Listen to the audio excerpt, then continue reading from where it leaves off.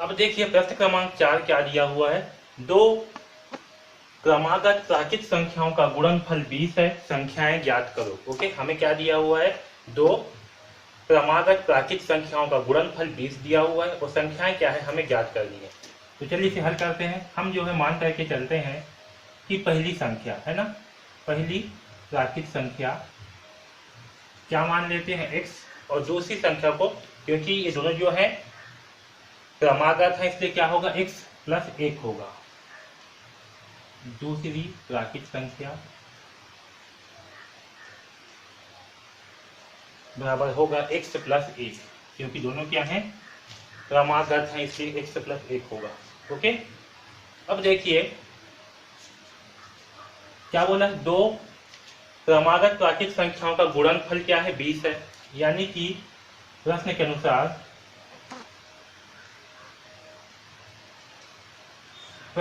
क्या होगा, देखिए x इंटू एक्स प्लस 1 बराबर क्या होगा 20, क्योंकि दोनों का गुणनफल है। ओके, इसे हल करते हैं।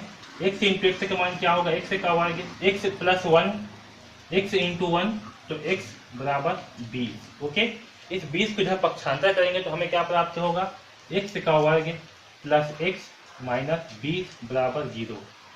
ओके, अब देखिए यहाँ पास अगर हम तुलना करें a बराबर, तो a का मान क्या होगा 1 होगा, वैसे b का मान क्या होगा 1 होगा, और c का मान क्या होगा माइनस 20 होगा। ओके, यहाँ से हम ac का मान निकालेंगे तो क्या होगा 1 इंटू माइनस 20, और यहाँ से हमें क्या प्राप्त होगा माइनस 20। ओके, यानी कि हमें इस माइनस 20 को ऐसे तोड़ना है कि हमें b प्राप्त हो जोड़ने या घटाने पर, और आपस में गुणा करने से हमें माइनस 20 प्राप्त हो।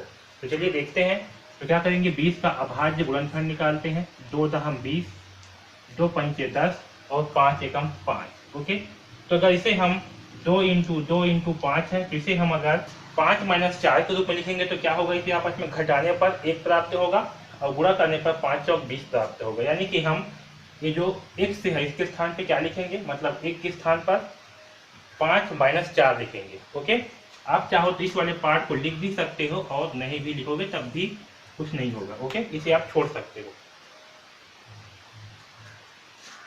अब देखिए यहाँ क्या हो जाएगा, x का वर्ग प्लस हमें क्या लिखना है 5 माइनस 4, तो 5 माइनस 4 इंटू एक्स माइनस 20 बराबर होगा 0। ओके, अब देखिए यहाँ क्या है x का वर्ग, 5 इंटू एक्स का मान क्या होगा 5x माइनस 4 इंटू एक्स का मान होगा 4x माइनस 20 बराबर 0।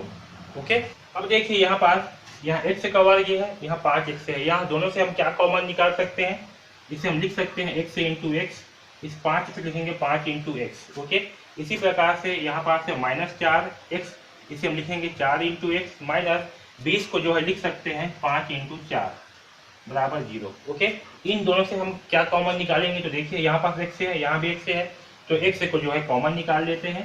तो यहाँ बचेगा x प्लस 5, क्योंकि यहाँ से x बाहर आ गया, यहाँ से x बाहर आ गया, तो क्या बचेगा x प्लस 5, और यहाँ से हम क्या कॉमन निकालेंगे इन दोनों में से, तो देखिए इसमें भी 4 है और इसमें भी 4 है, तो हम 4 को जो है कॉमन निकाल लेते हैं।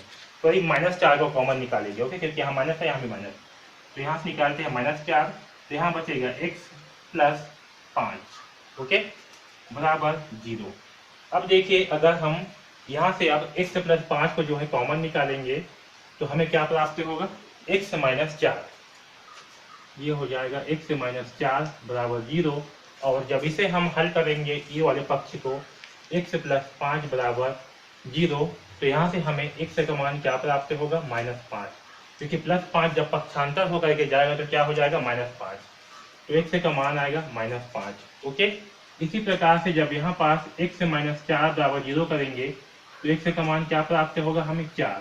ठीक है, अब देखिए क्योंकि माइनस 5 जो है क्या होगा, आपका प्राकृतिक संख्या नहीं होगा, क्योंकि प्राकृतिक संख्या 1 से लेकर के अनंत तक की संख्याएं जो गिनने के काम आती है उसे हम क्या कहते हैं, प्राकृतिक संख्या कहते हैं। इसलिए माइनस 5 क्या होगा, क्योंकि ये जो है ऋणात्मक संख्या है, इसलिए माइनस 5 जो है प्राकृतिक संख्या नहीं होगी। तो माइनस 5 प्राकृतिक संख्या नहीं है।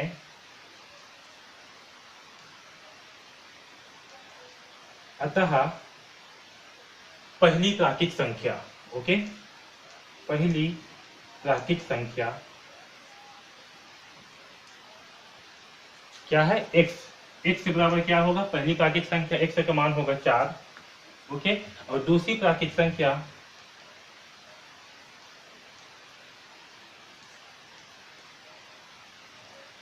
क्या होगी, x प्लस 1, ओके। और x का मान कितना है 4, तो 4 प्लस 1 करने पर हमें 5 प्राप्त होगी। यानी कि पहली प्राकृतिक संख्या होगी 4 और दूसरी होगी 5, ओके। आया समझ में। तो इस प्रकार से जो है हम प्रश्न क्रमांक 4 को हल करेंगे और हमारा पहली प्राकृतिक संख्या होगी 4 और दूसरी होगी 5, ओके। आया समझ में।